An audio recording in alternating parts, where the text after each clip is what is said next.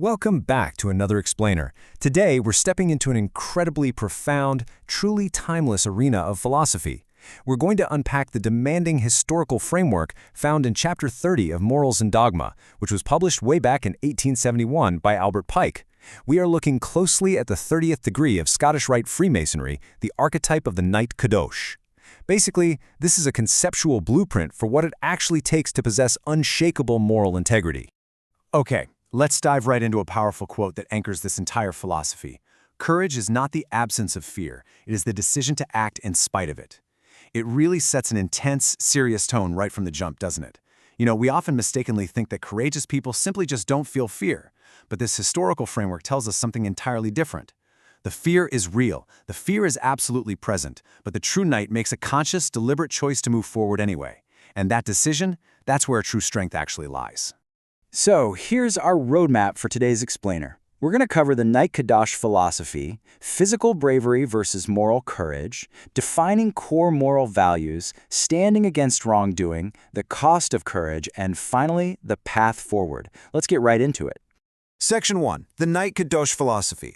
What it truly means to stand for what is right. This is the defining question of Chapter 30, right here. What does it truly mean to stand for what is right? Because this historical framework, it moves way beyond just observing tradition or, receiving some honorary title. It pushes us to really evaluate our own deepest convictions. It's essentially asking us to look in the mirror and ask if our ethical foundation is made of rock or sand. In the philosophy of the Knight Kadosh, standing for what's right isn't just some passive state of mind. It is a highly active, incredibly demanding way of living that requires us to test our convictions against the messy reality of the world around us. Moving to Section 2, Physical Bravery versus Moral Courage, Action versus Conviction. Now, when we picture bravery, we usually imagine a knight facing down a literal physical monster, the action of facing physical danger. And hey, that kind of physical bravery is incredibly important, for sure. But what's really interesting here is how this framework teaches that true, ultimate courage is actually moral. It's about conviction. It's about standing for what is right and defending the truth despite the intense fear of social, professional, or personal consequences. It's the everyday, quiet, ethical conviction required to never compromise your core beliefs. Which brings us to Section 3, Defining Core Moral Values, specifically integrity, justice, and accountability. First up, we have integrity. It's defined as the strict alignment between a person's beliefs, their words, and their actions. The crucial point you need to take away here is that integrity isn't just some vague, feel-good idea. It is the absolute, observable consistency of how you live your life. The Knight Kadosh lives completely consistently with their values. There is absolutely no separation between what they say they believe behind closed doors and how they behave in public. Think of it like a building. If your beliefs, words, and actions are out of alignment, the whole structure collapses. Integrity is that perfect, unbreakable alignment. Next, we have justice. The source material defines this as the active pursuit of fairness and opposition to injustice, requiring effort rather than convenience. Man, I love that phrasing, requiring effort rather than convenience, because justice is highly demanding. It requires active, intentional effort. The knight is committed to justice, not convenience. Look, it's always easier to just look the other way or take the path of least resistance. But true justice means actively seeking fairness and opposing injustice, even when, and honestly especially when, it is incredibly inconvenient to do so.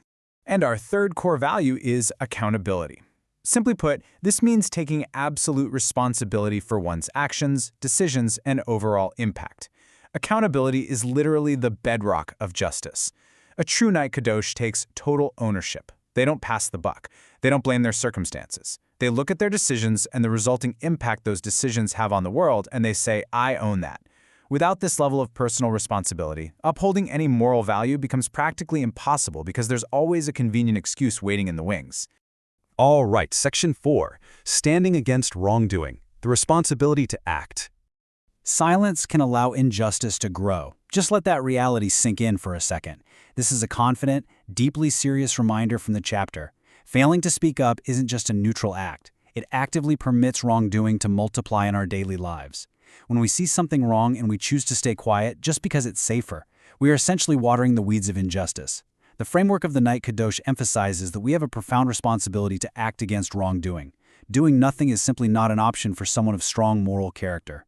And this slide brilliantly illustrates the actual toolkit needed to stand up against that wrongdoing. First, awareness of the situation. You literally have to pay attention to the world around you and recognize when values are being compromised. Second, the strength to speak up, finding your voice when the room gets quiet. And third, the willingness to confront challenges, knowing that there will be friction. Standing against wrongdoing is rarely a smooth process. It requires incredible inner strength and a total readiness to face the uncomfortable pushback that inevitably follows when you disrupt the status quo. So, how exactly do we build that kind of strength? Well, true strength is derived from principles, not pressure. Here's the clear progression. Step 1. Establish clear values. You have to know exactly what you stand for. Step 2. Form strong beliefs. These values have to take root deeply in your mind. And Step 3. Execute consistent action. You act on those beliefs every single time. When you follow this progression, you're guided by your principles rather than folding under the pressure of the moment. This is exactly how you stand firm like a true knight when the winds of opposition start blowing. Section 5. The cost of courage. Accepting the sacrifice. Now we have to talk about the sobering reality of the Knight Kadosh philosophy. Upholding this strict moral code is never, ever without its challenges. Courage often comes with heavy criticism from those who prefer the easy route. It comes with intense resistance from the systems or people you are standing against, and it frequently requires personal sacrifice, whether that's your time, your comfort, or even your social standing. The true knight fully expects and accepts these heavy costs. They don't do what's right because it brings them glory. They do what is right in the pursuit of truth, knowing full well the heavy price tag attached to it. Finally, Section 6. The path forward. Let's look at some key takeaways and reflections. Let's quickly summarize this incredible historical framework to really lock in our understanding. First, moral courage is absolutely essential for justice. You literally can't have one without the other. Second, true integrity requires absolute consistency between your thoughts, words, and actions. Third, standing for truth demands strength. It is not for the faint of heart.